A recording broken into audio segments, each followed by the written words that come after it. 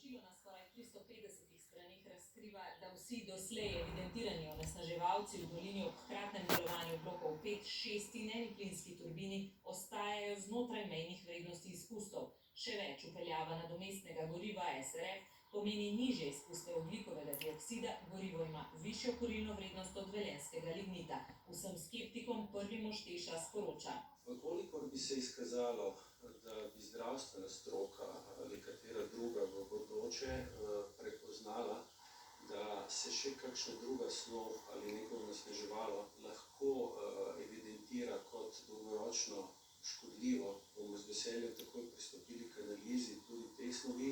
Sosežig je prvi korak v smeri postopnega opuščanja fosilnih goriv, pravi, hkrati pa ponuja odgovor na vprašanje, kam z odpadki.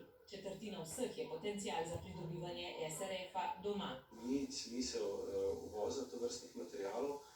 Nacionalni pomen je seveda v principih tako imenovanega krožnega gospodarstva.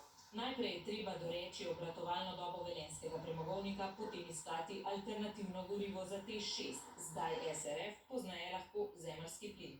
Samo odpad velenjskega ne moreš predelati, je smiselno uporabiti v končni fazi kot gorivo. V tem trenutku v popolni nadomestitvi takšne enote, kot je blok 6, je težko govoriti. Glede onesnaženja, zrak, zemlja, voda, svetloba, hrup, podnebne spremembe, čezmejni vplivi, glede na poročilo ostajajo najmanj v obstoječih okvirih. Simulacije emisij in emisij so ugotavljali na območju 15 kvadratnih kilometrov preko 8 stacionarnih in ene mobilne postaje.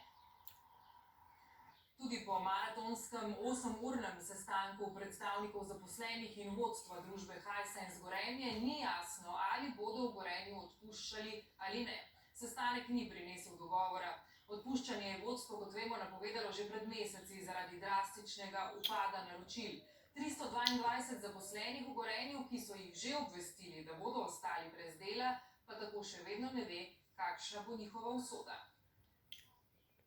Uradenci še vedno buri duhove